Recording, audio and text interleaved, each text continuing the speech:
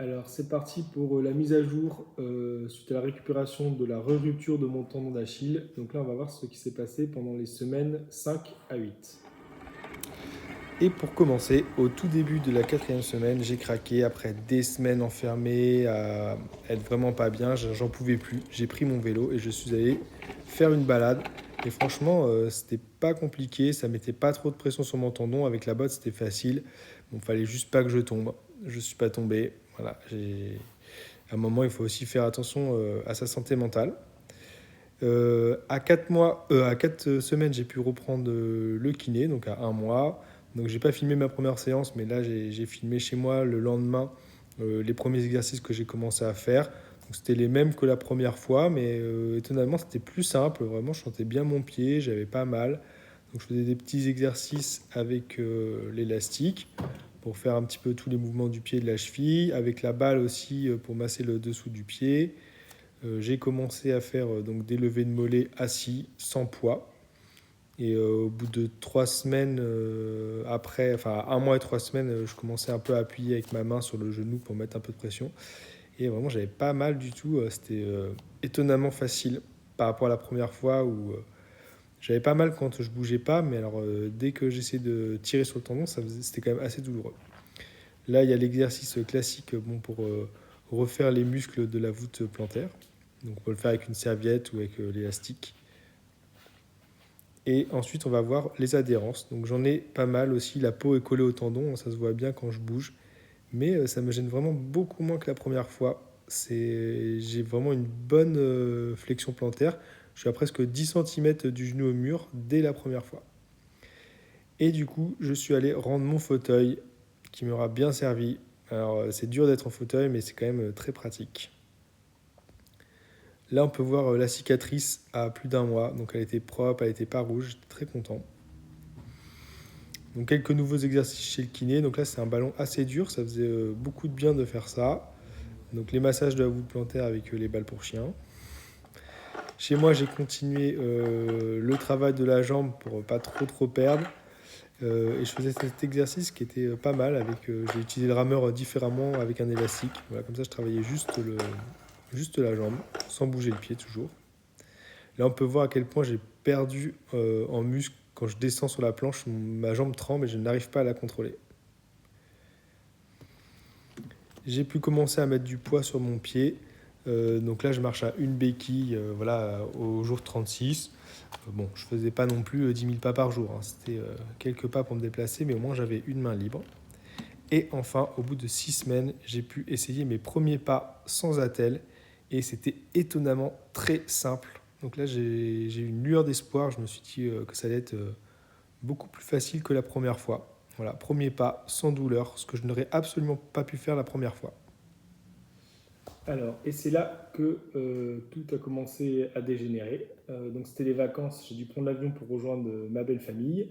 Et du coup, j'ai beaucoup béquillé, j'ai marché avec la botte, il y a eu beaucoup de retard, c'était une journée extrêmement longue. Et à la fin de la journée, mon tendon était tout gonflé, le pied engourdi avec une mauvaise sensation. J'ai eu un petit peu mal. Donc là, j'étais vraiment dégoûté, ça m'a rappelé des mauvais souvenirs. Je me suis dit que j'avais tout gâché, le travail de 6 semaines en une journée. Voilà, vraiment, ça m'a mis très mal. Alors heureusement, le lendemain, ça avait bien dégonflé, même s'il restait une bosse, je trouve. Et voilà, j'ai vraiment pris peur. Ça m'a bien achevé. Et du coup, j'ai rien fait ensuite pendant une semaine. Surtout que le surlendemain, j'ai une petite croûte qui a fini par tomber, qui est restée.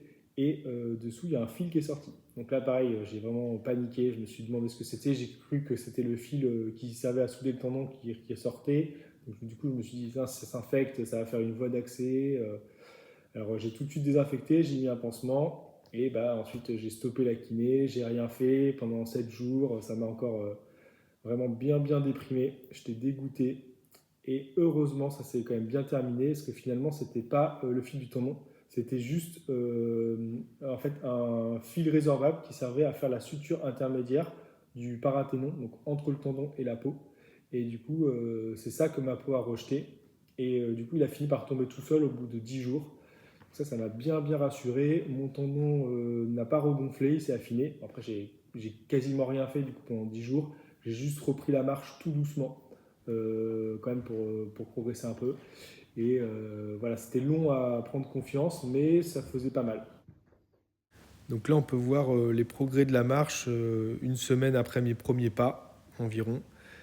C'était vraiment beaucoup plus facile que la première fois. Donc c'est là que j'ai commencé à me dire, vraiment, à mon avis, il y a eu un problème la première fois dès le début, parce que je ne pouvais pas du tout faire ça. J'avais beaucoup de mal, ne serait-ce qu'à mettre mes deux pieds droits côte à côte à cette période. Et d'ailleurs, sans exercice, là, j'étais déjà à 8 cm du mur quand je collais mes orteils au mur, ce que j'avais pas pu faire la première fois, peut-être avant 3 mois. Et pour terminer, j'ai pris une photo de mon mollet pour essayer de voir l'atrophie. Alors, on la voit sur la photo, mais je trouve qu'elle paraît pas énorme. Alors que quand je regarde mon mollet en vrai, il me paraît vraiment tout petit. J'ai l'impression qu'il a vraiment complètement fondu après autant de temps passé immobilisé.